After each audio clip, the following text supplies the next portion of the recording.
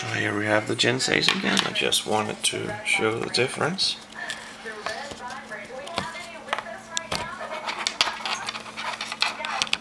This is the original one, which I still use for charging, and you can see the height difference.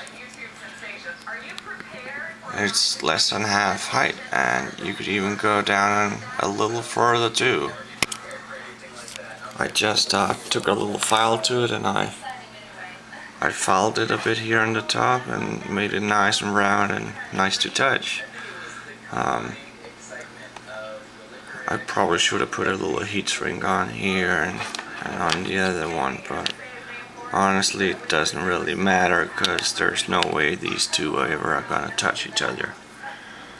Not even when lying like this.